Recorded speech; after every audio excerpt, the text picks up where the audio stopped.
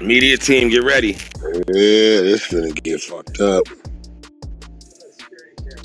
Hey, Wack, we going viral. For real. We going viral, bro. That shit going up right now.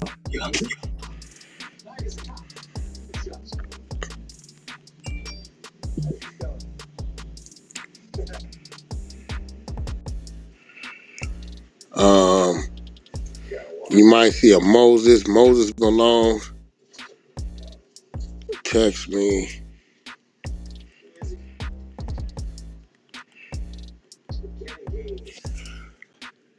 This dude is Moses Malone Jr., the son of the NBA player Moses Malone. He seems to know a whole lot about everything. Said he put the paperwork out in 2017. Everybody ignored it. He said, but Wack, when you went up with it, the streets is shook and a lot of this shit stemmed from him. So we're gonna see what the fuck he talking about.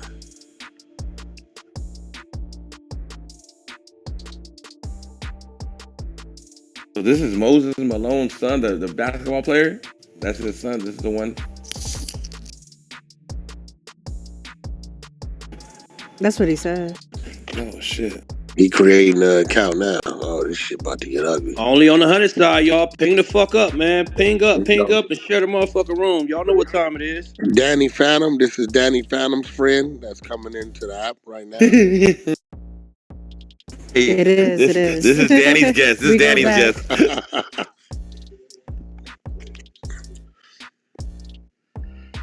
You know?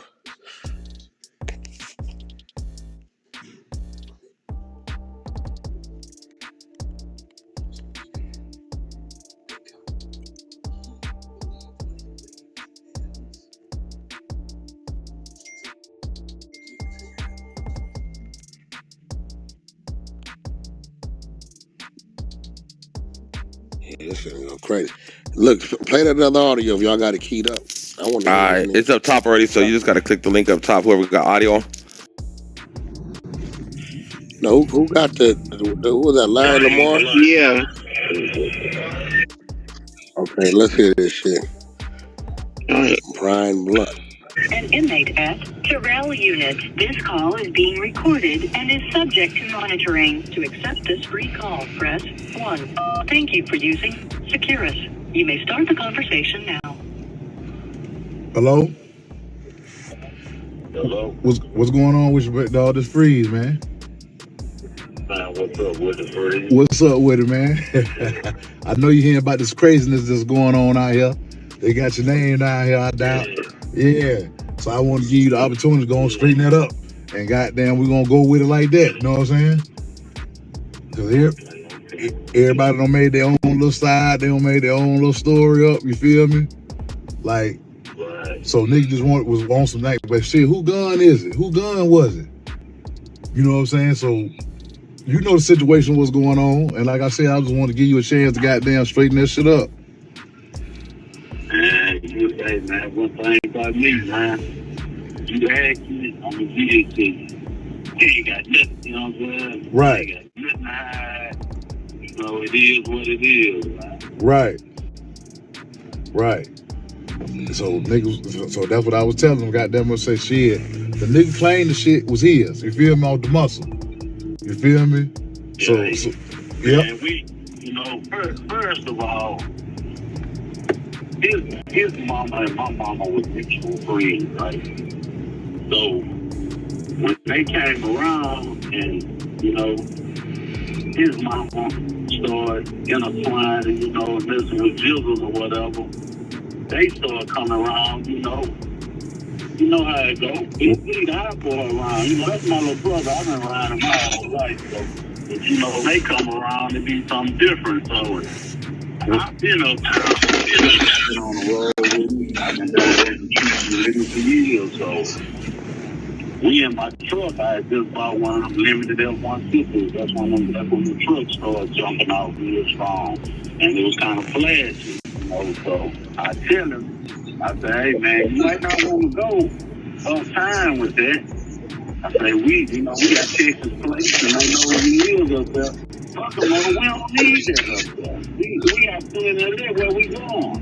You know, bro, the general, where we going, everything good. So, he straight up off the gun anyway. He in the back seat, he just drive.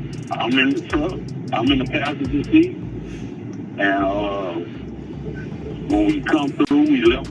I remember we left the Red Rooster, a little stand where they sell snow cones and yakin meat up at New Orleans. So we grabbed something to eat.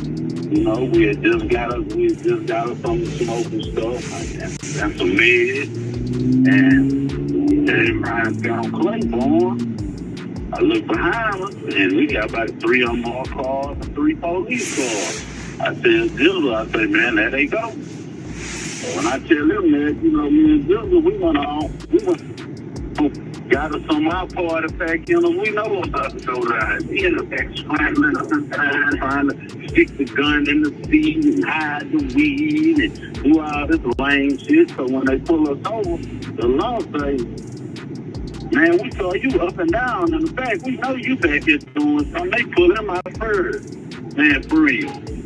As soon as they pulled the man out the truck, the man hollered, It's mine, officer, it's all mine. So me and Jizzle look at each other, like, then we look back at him like, what the fuck wrong with you? Who does that? So when he do that, the law say, we saw you moving around in the back. We know the show. They were right there in the back of the seat where he was at. Grabbed a gun, grabbed a weed, came up there where me and Jizzle was at. You know what I'm saying? We had some meds. We had some pills. We had through in the armrest. Right. They was in between me and BG, so they charged us with that. When they get us down now, see, Jizzle had a couple other cases he had beat, and they was already hating on it because they said that we was paying the laws, or we was buying cases in different cities and states and shit like that. So they was already on his road.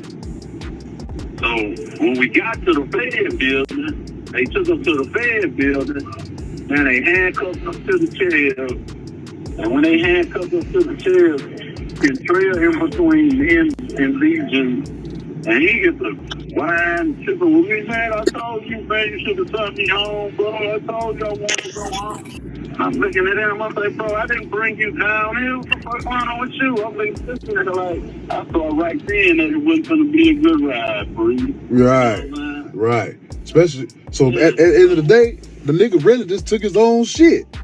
It was your shit, nigga. He took his own shit. There was nothing else left to say, but what they kept doing, the feds kept fucking with Jizzle and fucking with us. And I'm just a manager, so I'm telling them, I'm the road manager too, so I'm telling them, hey man, y'all telling us the man admitted to his shit. You heard him like I heard him, y'all saying, why the fuck is y'all sitting fucking with us? Right. You know what I'm saying? Like, so that's when they went on and Trace and them came to the scene, and my mama and we got the lawyer and the feds had to turn us loose. The man had nothing to own them, and they sent us to the county. They sent us to New Orleans Parish for the pills. Right.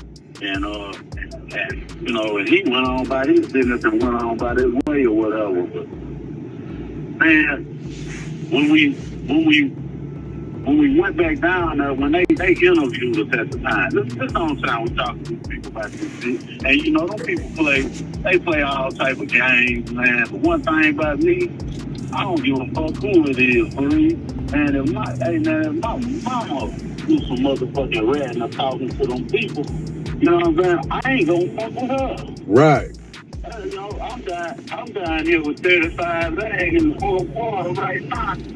Not because of no shit I did, but because I wouldn't tell on a nigga that I don't fuck with. Correct. We alright, but we ain't cool, man. I just ain't got nothing to tell on damn nigga, man. So I took it across the chin, and I'm sitting my motherfucking ass behind here trying to fight it out the back door. Like you go. Right. So I don't play none of that, bro. You know what I'm saying? I don't play none of that rat shit. We don't do none of it. You know, we stand on that, man. So the Kentrell dude talking about Bo went and testified, his mama went. Hey, bro, I don't know what him and the Terrence got first about. This Terrence dude, he don't know nothing about me. You know what I'm saying? Right. I guess he been gone too long, man. Right. I don't know what his problem is, but you done put my whole face on the internet with some words coming out of my mouth talking about Bo Rat.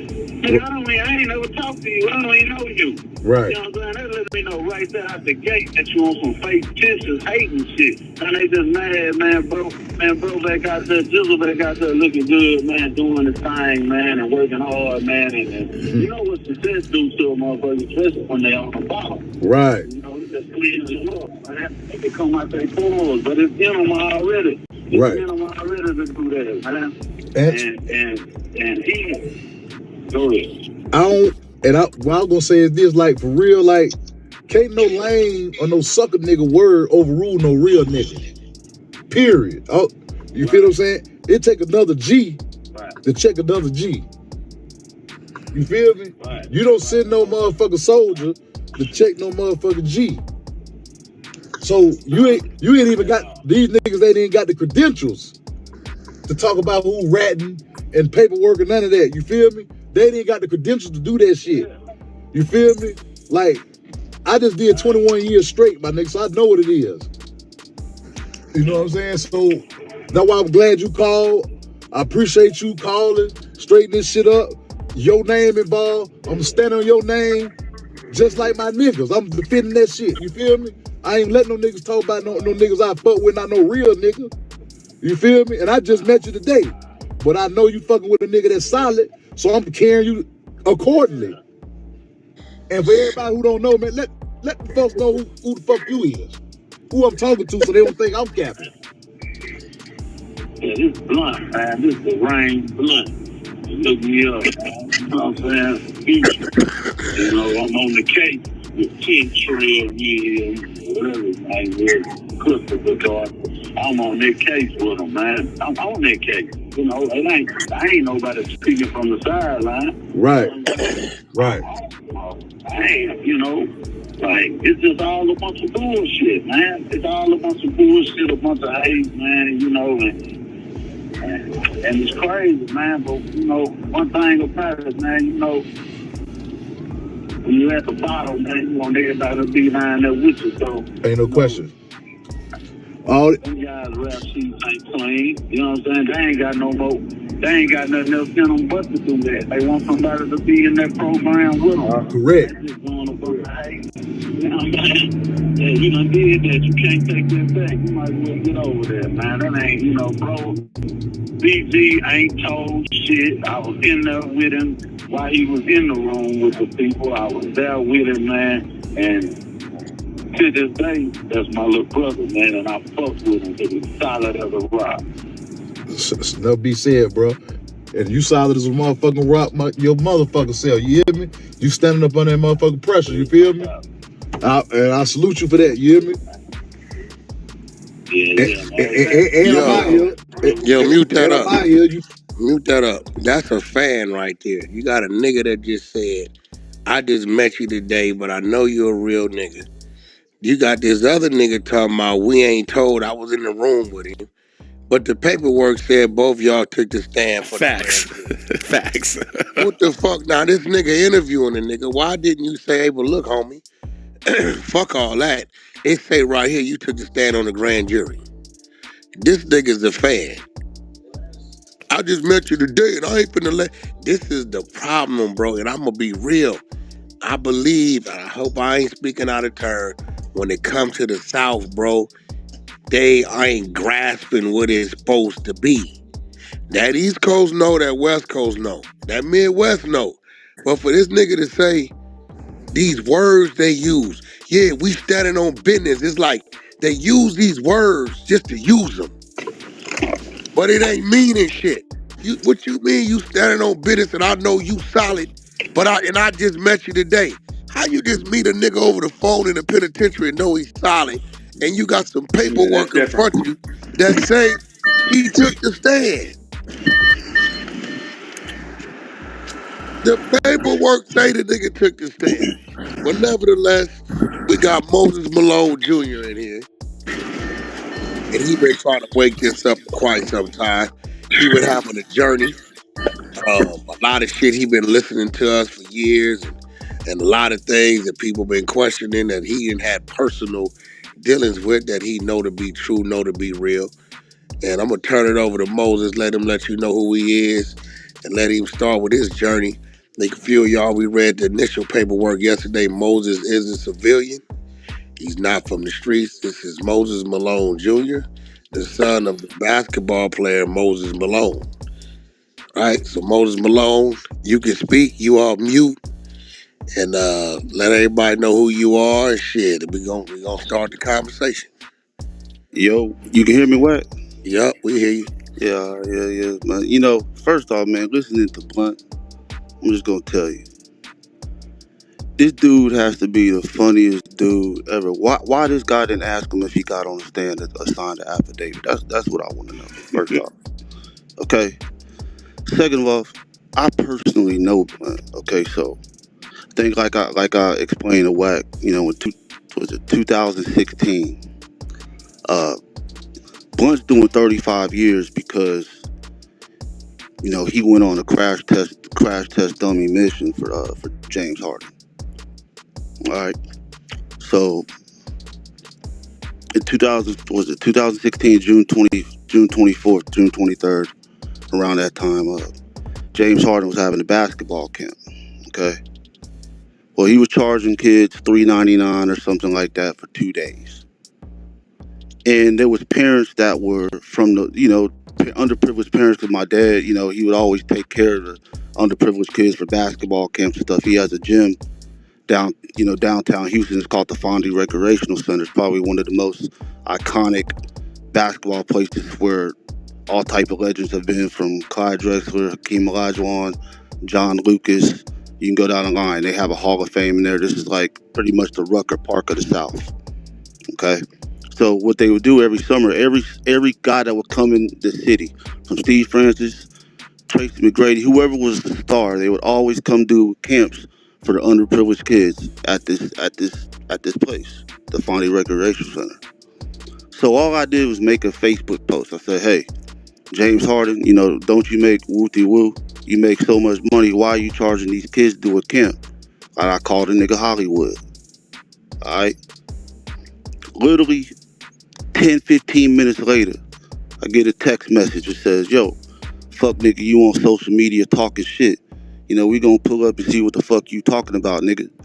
So I text back, and then the next text says, "You know who that is." Well, James was texting me from a bitch phone. This girl named Molo. You know, one of his bitches that gets girls for him and shit like that. That's a whole nother story. But the girl texted me, "Who was this? Who was this, or whatever the case is." Who she says, "You know who that is," basically referring that James Harden sent the text message from the phone. So I just say, pretty much, am I supposed to be scared? You know. Next day go by, I get a call from my security guard, and the nigga's like, "Yo, man, this nigga James Harden's mad as shit. He tripping. Like, you know, he tripping. Like, you need to talk." You know, I told that nigga to talk, calm down, wooty woo. James' bodyguard is telling my bodyguard, "Man, I don't know what these niggas gonna do, but just tell Moses to stay safe." So later on that night, this little nigga named DJ Eric sends me a text message, and this is the DJ at this club, V Live. I think I told Wack about it. Anybody know about V Live? That was the #1 club in the city of Houston and probably in the nation at that time. Right? I think everybody heard of V Live. So the DJ texted me asking me, yo, you coming out tonight, wooty woo? I said, "No, nigga, I'm not coming out." You know, why is he asking me to come out? That nigga's never invited me to come out anywhere before in my life. So I kind of knew something was up. So the next day, this is the day it happened, June 25th, on Friday. On Friday, me and my boys in the club, and these niggas that I know that rock with this club and rock with these niggas, it keeps coming up to me and my man, like, man, where y'all going afterwards? Where y'all going afterwards? Where y'all going afterwards? So I'm looking like, damn, why these niggas keep asking us where we going? But we already know there's kind of little smoke in the street, so, you know, we like, why do you niggas keep asking? Now remember, I go to V Live all the time. DC 7 Up will tell niggas, and he has told them a million times that Moses Malone's one of the best customers that come in here. That, and I don't know if everybody knows who DC is, but you know, DC's big in the strip club game around the nation. You know, that I think Wack know him. He like a promoter slash shit like that. He's the So one sued Blueface for $13 million in Vegas. Same yeah, guy. Keep moving. yeah. So make a long story short, you know, I said, man, we gonna go to V Live. So my boy looked at me. He's like, man, you gonna go? I was like, yeah, let's go. So we pull up to the club. You know, I have my own parking spot at the front of the club. Pull up, back in. I get out the club, pay the valet. By the time I turn around, it's literally 12 to 15 niggas with blunt walking in the front with the mean mug, right? All these niggas, blunt gets in my face, and all these niggas circle me, and they all pull guns out. And I ain't talking about, they ain't had no little bullshit 9mm, and niggas had the drums, barrels, AKs, whatever. For me, no lie. Put this on my pop's grave. Straight cheese, straight up. That's how they came. And the first thing this nigga Blunt says, yeah, you on social media talking shit about James Harden. And I looked at the nigga like, are you serious, Blunt? Yeah, you ain't gonna be talking about James Harden. And I looked to the left, and I see his boy, DJ Eric, the same nigga that was asking me to come out the night before. He's over there to the right, recording the shit. He recording the shit. So I was like, oh, these niggas set me up. The nigga keeps talking. He's like, yeah, you know, Blunt's like, I was like, man, go get James Harden, man. Let me talk to that man. He don't want to talk to you. He don't want to talk to you. Yeah, but you a bitch. You gonna end up dead out here. You playing, you gonna end up dead out here. And I looked at him, because Blunt is 5'8", 300 pounds. This nigga he probably could not run 2 steps on a fucking treadmill before he fainted. I'm 6'5", every bit of 250. I'll beat the brakes off Blunt's ass. But how am I gonna fight when there's niggas with guns drawn on me? Because trust me, if anybody knows me, regardless of my character, I'm down to get down with a fight. Nigga, I ain't never back down. Matter of fact, I fought more than most people just because my name is Moses Malone. That's what people don't understand out here in the streets.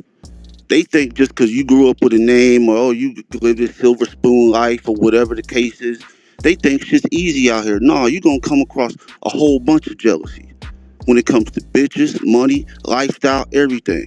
Nigga can say whatever, but I can only keep it real. That's the truth.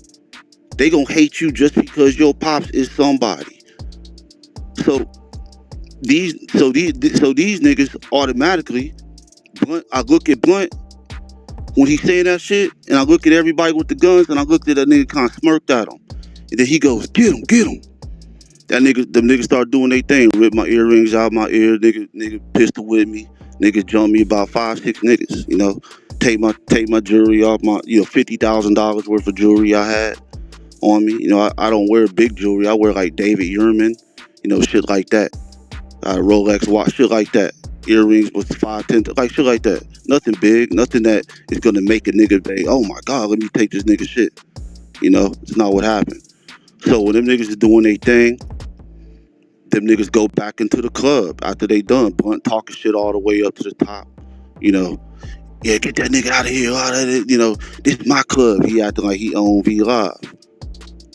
So the bodyguard nigga with me, which a lot of people gave this nigga a lot of hell because they say, man, why ain't he do nothing if he's your bodyguard? Well, how's your bodyguard gonna do something when there's 10, 15 guns on you? And there's 2 niggas with 15 people. Just for me. Moses Malone's son. Not Scarface. Not nobody like that. I've never claimed no streets. I've never claimed that I'm a street nigga. All I do is go out, fuck with the bitches. You know what I'm saying? I fuck with the bitches. I go out fuck with the hoes. I mind my business. I'm not no flashy nigga. All that. I just used to like going to the club, spend my bread, and go home. I'm in there for the hoes. I ain't in there for no niggas. So, nigga, the security niggas telling me, man, go home, Mo. Go home. I'm like, nah, I don't got my keys. I said, niggas got my keys and my phone. I said, get my keys. So he goes, somebody comes out the backside door of V Live, like that was security or something, and nigga hands me my keys, my wallet, not my wallet, my ID, and my credit card. That's what he handled. So the nigga's like, man, go home. So I go up to the front where the security guards is in the front, and I go tell them niggas. I tell my bodyguard, I say, go back inside and follow them niggas. The niggas that went inside, go in there and follow him. So they dumbasses let this nigga back in the club. So they let the nigga back in the club. The next minute, I go up to the security niggas. I'm like, hey, y'all better go inside and go get my shit. And one of the security niggas looked at me and said, V Live's gonna open with or without you. And so I said, oh, okay, bet. I got on the phone. I called somebody high up in the social ladder up in Houston. They told me to call 911 and they was gonna send every unit in Houston to V Live. I called 911, did my thing with them, told them what happened. In literally 5 minutes, there was about 90 cop cars outside. Niggas will tell you that you couldn't go up and down the street on Richmond Avenue in Houston, which is a big street. They closed the whole club down, block it down, nobody can get in and get out. Then an officer, I remember his name is Bettinger or something like that. He comes running for the back of the club and is like, man, I just caught James Harden running out the back door. I just caught him running out the back door. And he's like, he has something to do with this. He has something to do with this. So they lock the whole club down. They make everybody come out, show their ID. You know what I'm saying? Show their ID. I guess they scan their IDs or whatever. And I identified like 3 of the niggas that was involved in the situation. So after they picked them niggas up, Blunt somehow wasn't in the building. Now, under testimony in court, Blunt said, because he gave a statement to the police in this trial. In this case that he involved with me, he gave a statement. He talked to police officer and said that basically what happened is that, yeah, he came outside and confronted me about James Harden because James Harden was mad about the Facebook post. He confirms that in a recording in the courtroom that they played in his trial. And he comes out and says, but James Harden was mad at him. So, I had to go check that nigga. Like, I run the club. Anything I say, anything goes. And this motherfucker, like, that's how he is because he does run the club. Like, Blunt basically took this whole club. Like, Blunt's not no bullshit nigga. People was all talking like, oh man, like he's just some peon with BG, and I don't know nothing really about that situation. All I know is that I found that paperwork in 2017, and when I was posting it all over my Instagram page and Facebook page, everybody in the streets of Houston was turning a blind eye. They acted like I was crazy. They said I was crazy, deranged, just mad, wooty woo. So after that night, I tell my boy, I said, hey man, we gotta get the fuck up out of Houston. I said, oh, go pack up all your shit, nigga. I'll pay for all that shit. Like, we out. We hop in the car. We go out to LA. So, we go out to LA. I was staying down in LA for a while because I knew the streets was fucked up. But here's the thing. When we get to LA, I'm getting calls from everybody in the streets. And, I'm just going to say because it's street shit, I guess. But, I've had people from the Willie D, Rap-A-Lot people call me, hey man, what happened with this situation? And, they all trying to find out, like, calling me, asking me how we could fix it. I'm like, look, man, Gary Payton even called me. And Gary Payton was like, he could get my jewelry back and all this other shit. I told Gary Payton, fuck that jewelry. My dad had died 5 months before this shit, and these niggas come play with my life like that. Cause trust me, if I would have not put my hands out like I did when I seen them niggas with the get up, I stuck my hands out so they would see that I wasn't reaching for nothing. I let them niggas do them thing. And them niggas still didn't knock me out. They knocked me down, but they ain't knocked me out. Cause they was all little niggas. Little goofy niggas.